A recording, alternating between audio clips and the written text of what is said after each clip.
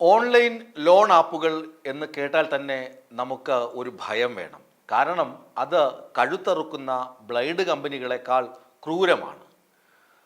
അവർ എവിടെ നിന്നാണ് നിങ്ങൾക്ക് കാശ് തരുന്നത് എന്ന് നിങ്ങൾക്ക് അറിയില്ല. ഏത് വിധേനയാണ് നിങ്ങളിൽ നിന്ന് തിരിച്ചു പിടിക്കുന്നത് എന്ന് അവർ പലതും പറയുമെങ്കിലും എന്നാൽ ആ തരത്തിലൊന്നും ആയിരിക്കില്ല അവർ നിങ്ങളിൽ നിന്ന് കാശ് പിരിക്കുന്നത്. ഇതൊക്കെ അനുഭവസ്ഥർ പറയുന്ന കാര്യങ്ങളാണ്. എന്നാൽ ചിലരൊക്കെ ഓൺലൈൻ ലോൺ ആപ്പ് മുഖാന്തരം കാശ് എടുത്തിട്ടുണ്ട്, അതായത് പലിശയ്ക്കും കടമായി എടുത്തിട്ടുണ്ട് എന്നത് വാസ്തവം തന്നെയാണ്. അവർ തിരിച്ച് അടച്ചിട്ടുണ്ട്, കുഴപ്പങ്ങൾ ഉണ്ടായിട്ടുമില്ല. എന്നാൽ കുഴപ്പങ്ങൾ ഉണ്ടാകുന്ന കഥകളാണ് കേരളത്തിൽ തുടർച്ചയായി കേൾക്കുന്നത്. ഇപ്പോൾ ഇത് പറയാൻ കാരണം എറണാകുളത്തെ പെരുമ്പാവൂരിൽ ആതിര എന്ന വീട്ടമ്മയുടെ മരണമാണ്. ആതിരയ്ക്ക് 2 മക്കളുണ്ട്, ഭർത്താവ് വിദേശത്താണ്. സാമ്പത്തിക ബുദ്ധിമുട്ട് എല്ലാ ആളുകളെയും തേടിയെത്താറുണ്ട്, പല രൂപത്തിലും ഭാവത്തിലും പല ഘട്ടങ്ങളിലും. ആശുപത്രി ആവശ്യങ്ങൾക്കാകാം, അല്ലെങ്കിൽ വിവാഹ ആവശ്യങ്ങൾക്കാകാം.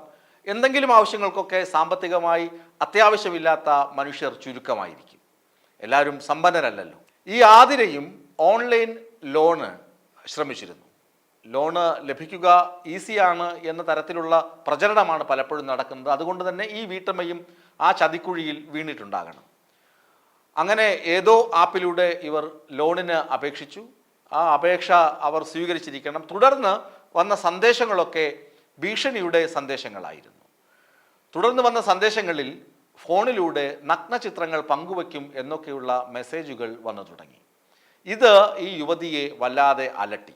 ഈ വീട്ടമ്മ തുടർന്ന് മരണത്തിൽ അഭയം തേടുന്നു. എന്തൊരു കഷ്ടമാണ് അവസ്ഥ. മറ്റെന്തെങ്കിലുമൊക്കെ സാങ്കേതിക കാരണങ്ങൾ പറയാമെങ്കിലും പറഞ്ഞ് ഒഴിയാമെങ്കിലും ഇത്തരത്തിലുള്ള ഇടപെടലുകൾ ഓൺലൈൻ ലോൺ ആപ്പുകളിൽ നിന്ന് അല്ലെങ്കിൽ അതിൻ്റെ നടത്തിപ്പുകാരിൽ നിന്ന് ആളുകൾക്ക് ലഭിക്കുന്നുണ്ട് എന്നത് പരമാർത്ഥമാണെന്ന് പോലീസ് സമ്മതിക്കുന്നു. ഈ യുവതി പ്രത്യക്ഷത്തിൽ മരിക്കാൻ അല്ലെങ്കിൽ ആത്മഹത്യയിലേക്ക് പോകാൻ യാതൊരു സാധ്യതയുമില്ലാത്ത യുവതിയാണ്. ഭർത്താവ് വിദേശത്താണ്, 2 മക്കളുണ്ട്, സന്തോഷകരമായ ജീവിതം നയിക്കുന്നു. പക്ഷെ പെട്ടെന്ന് ഇങ്ങനെ ഒരു സംഭവം നടക്കുമ്പോൾ പോലീസ് അവരുടെ മൊബൈൽ ഫോൺ പരിശോധിച്ചപ്പോഴാണ് ഇങ്ങനെ ഒരു കുരുക്ക് പോലീസിൻ്റെ ശ്രദ്ധയിൽപ്പെടുന്നത്. ഇവരുടെ മരണശേഷവും ഇതേ ഫോണിൽ നിന്ന്, അതായത് ഈ ആപ്പുകാരുടെ ആളുകളിൽ നിന്ന് ഫോൺ സന്ദേശങ്ങളും ഇത്തരത്തിലുള്ള ഭീഷണി സന്ദേശങ്ങളും വന്നുകൊണ്ടേയിരുന്നു എന്നും പോലീസ് പറയുന്നു. ഇത് ആദ്യമായല്ല മലയാളികൾ ഇത്തരത്തിലുള്ള വാർത്തകൾ കേട്ട് നടുങ്ങുന്നതും. എന്നിട്ടും ഇതിൻ്റെ പുറകെ, അതായത് കാശിന് പുറകെ, ലോണിന് പുറകെ അന്തം വിട്ട് പായുകയാണ്. നമുക്കറിയാം, കഴിഞ്ഞ വർഷം കടമക്കുടി സ്വദേശി നിജോയും കുടുംബവും മരിച്ച സംഭവം. അദ്ദേഹത്തിൻ്റെ ഭാര്യ ശില്പയും 2 മക്കളും മരിച്ചു. 4 പേരാണ് അന്ന് ഈ ഓൺലൈൻ ലോൺ എടുത്തതിലൂടെ, അതിൻ്റെ തട്ടിപ്പിലൂടെ വിഷമം താങ്ങാനാകാതെ ആത്മഹത്യയിൽ അഭയം തേടുന്നത്. അതും കേരളത്തെ നടുക്കിയ ഒരു സംഭവം തന്നെയായിരുന്നു. പിന്നീടാണ് ഇപ്പോഴത്തെ പെരുമ്പാവൂരിൽ. മുമ്പ് വയനാട് അരിമുള സ്വദേശി അജയ് രാജ എന്ന ചെറുപ്പക്കാരനും ഇതേ അനുഭവം ഉണ്ടായിരുന്നു. ഇത് തുടർക്കഥയായി മാറുകയാണ്. നമുക്കറിയാം, വട്ടിപ്പലിശയ്ക്ക് കൊടുക്കുന്ന ബാങ്കുകളെക്കുറിച്ച് കേട്ടിട്ടുണ്ട്.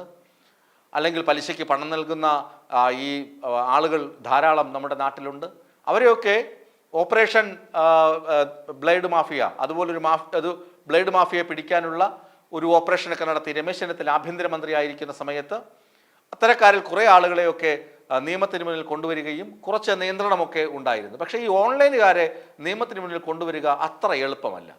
ഇത് ചൈനീസ് ബന്ധമുള്ള ചില ആപ്പുകളാണ് എന്നാണ് പോലീസ് നൽകുന്ന സൂചന. സൈബർ വിദഗ്ധരും പറയുന്നത് അങ്ങനെയാണ്.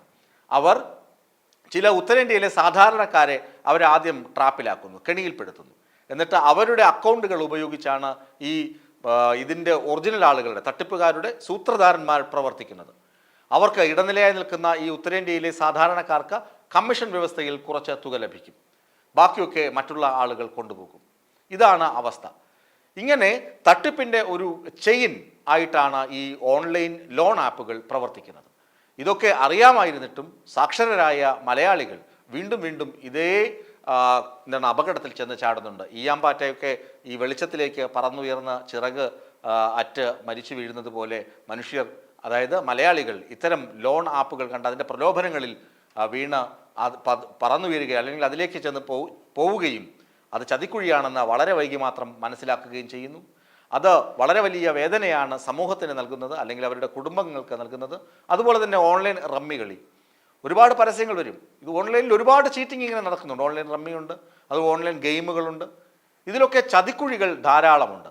അങ്ങനെ അപകടത്തിൽപ്പെടുന്നവരും അപായപ്പെടുന്നവരും ധാരാളം ഉണ്ടായിട്ടും മലയാളികൾ ഒന്നും പഠിക്കാതെ വീണ്ടും വീണ്ടും ഇതേ ചതിക്കുഴികളിൽ തന്നെ വീണുകൊണ്ടേയിരിക്കുന്നു.